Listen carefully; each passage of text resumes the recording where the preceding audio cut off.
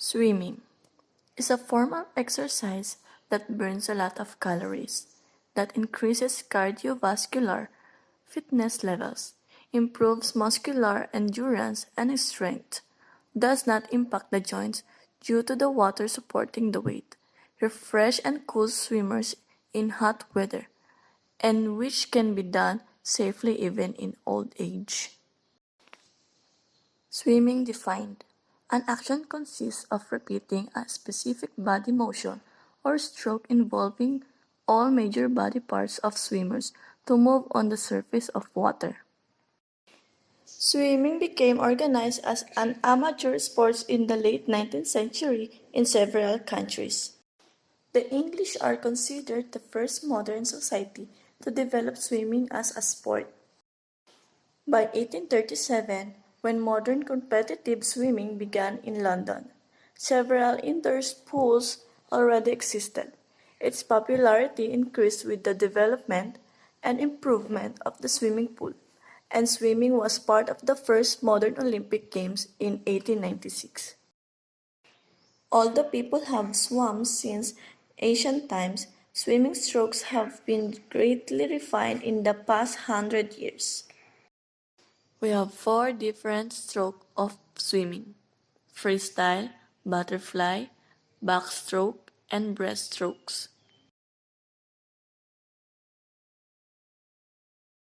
Freestyle, the freestyle stroke, also known as front crawl, is the fastest and most efficient of the swimming strokes used in competition.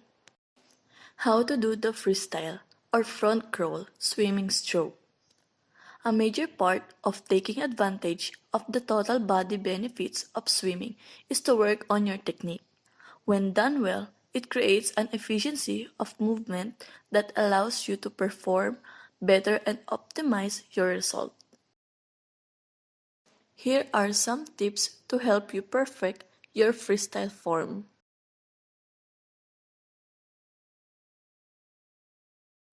Catch and pull. Extend your lead arm forward in front of your shoulder, with your hand entering the water fingertips first. Bend your elbow slightly, pushing the water back with your palm, and sweep your hand down toward your feet until your hand reaches your waist. The bend in your arm ensures that you don't straighten your arm down too far into the pool. Exit and recovery. Begin to lift your arm out of the water with your elbow high and exiting the water first. Then, lift the rest of your arm out of the water and begin to arc it forward, eventually letting it straighten slightly as it reaches over your head. Your body will rotate up naturally during the recovery. This also is where you can take a breath. Alternate arms in a smooth, continual, and even fashion. This will help you move forward at an even, consistent pace. Freestyle breathing technique. Being able to breathe efficiently is just as important as body position and stroke technique when it comes to reducing fatigue and improving stamina. One mistake people make often is to hold their breath and then exhale forcefully every few strokes. Instead, you want to slowly release your breath when your face is in the water, and then take in an even breath when you turn your head to the side. Starting by practicing the breathing technique without doing the stroke. Stand in shallow water, about chest height. Inhale through your mouth and then place your face in the water and exhale through your nose, blowing small bubbles. Count to 3 and then turn your head to one side so that your face exits the water and inhale.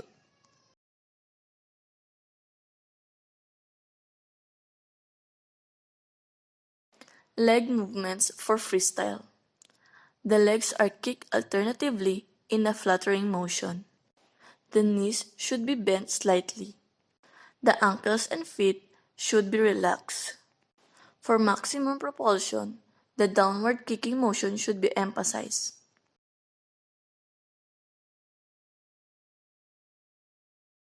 Breaststroke is a swimming style in which the swimmer is on their chest and the torso does not rotate.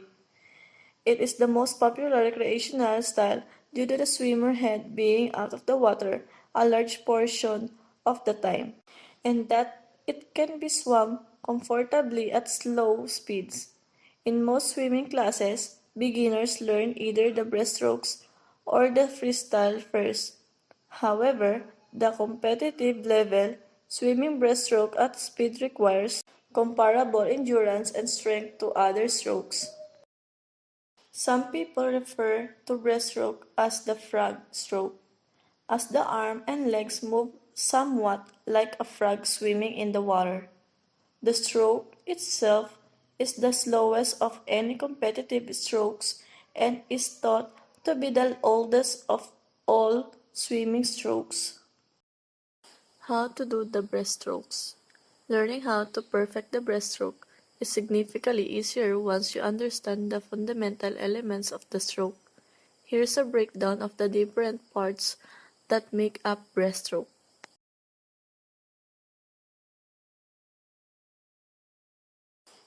Glide technique for breaststroke. The glide is the beginning and ending position of the stroke cycle and is the foundation of breaststroke swimming. Your body is in a straight line with your legs and arms extended. Your face is in the water and your body is prone. Start with your arms fully extended in front of your body with your palms pointing down and fingertips pointing forward. The sides of your thumbs should be touching.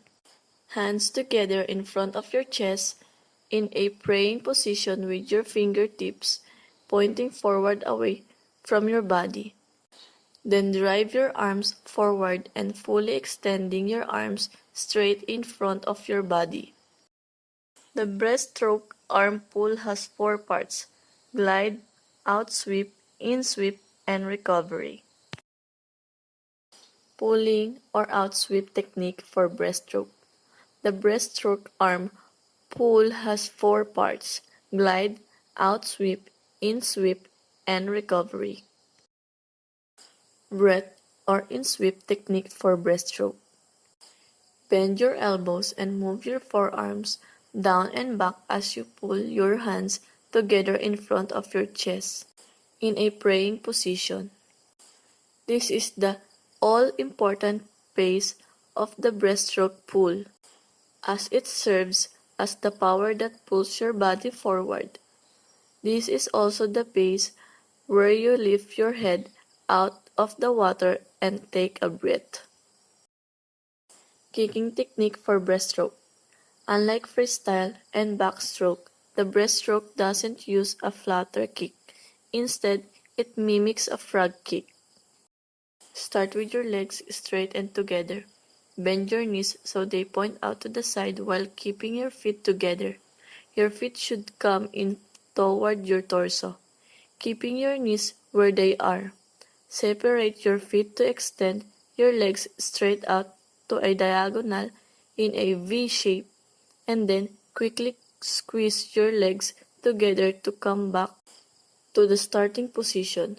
This step should be fast and fluid.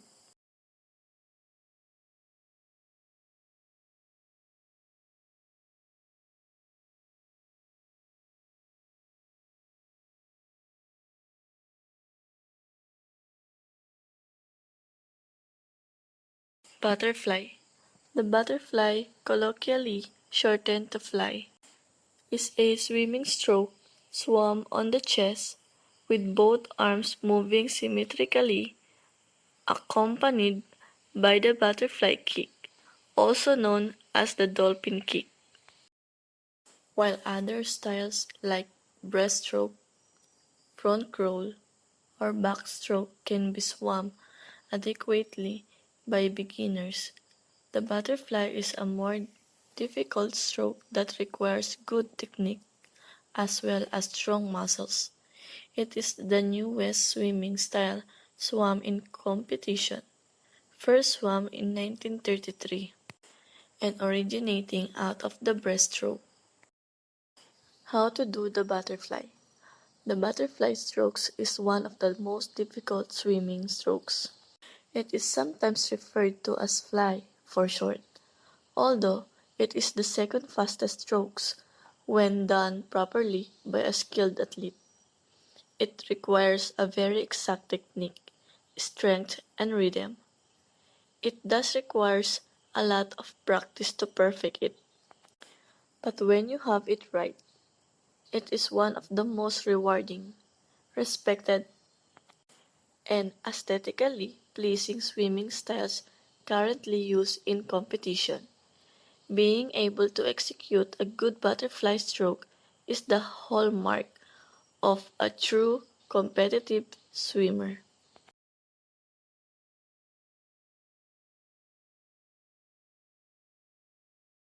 The recovery. The arms fly over the top of the water. Notice how the arms are straight and relaxed, with the thumbs pointing towards the surface. The pull. The underwater propulsive base of the arm action. Hands catch the water at the front and pull right through the past the hips to full extension, as if your hands are down deep in your pockets. The kick, the dolphin-like action initiated from the hips with a whip-like action from the feet off the toes. Breathing in. While swimming butterfly, breathing is initiated by kicking a little bit harder during the second dolphin kick. This makes your upper body rise a little bit higher above the water surface during the body undulation. Inhaling occurs as soon as the mouth clears the water and the arms start their recovery forward. To avoid straining the neck and to keep a steady rhythm, it is best to keep a neutral head position while breathing in. Try to look downward and only a little bit forward rather than toward the end of the lane. Breathing out. Exhaling starts as soon as the head drops back into the water and continues until the head and shoulders rise above the water surface again during the next breathing stroke cycle.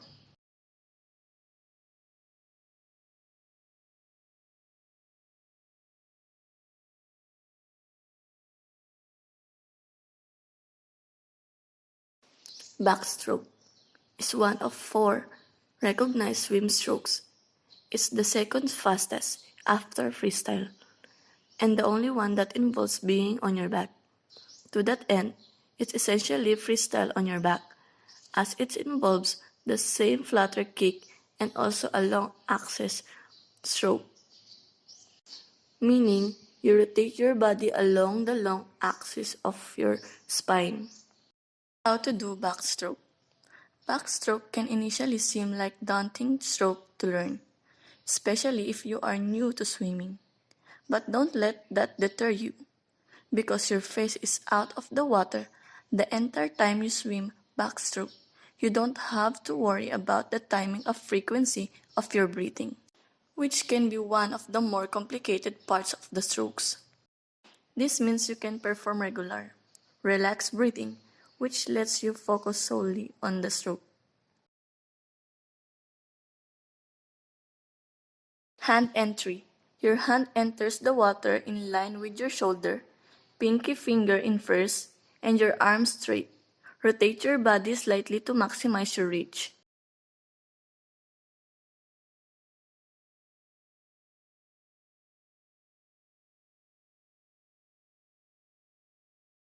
Release. As your arm nears your body, begin to straighten it, lifting it out of the water with your thumb leading. Recovery. Move your arm in an arc to begin the stroke again with your pinky entering the water first. Your arms should be moving continually in an alternating fashion. When one is sweeping up out of the water, the other arm is pulling underneath the water.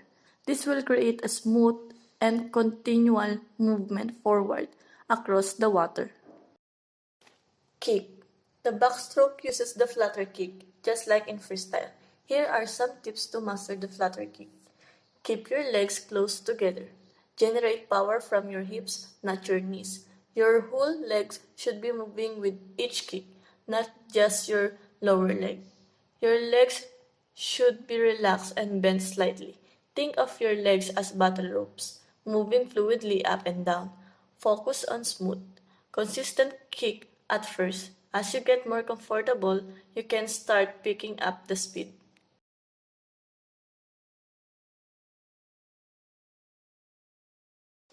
Backstroke breathing technique.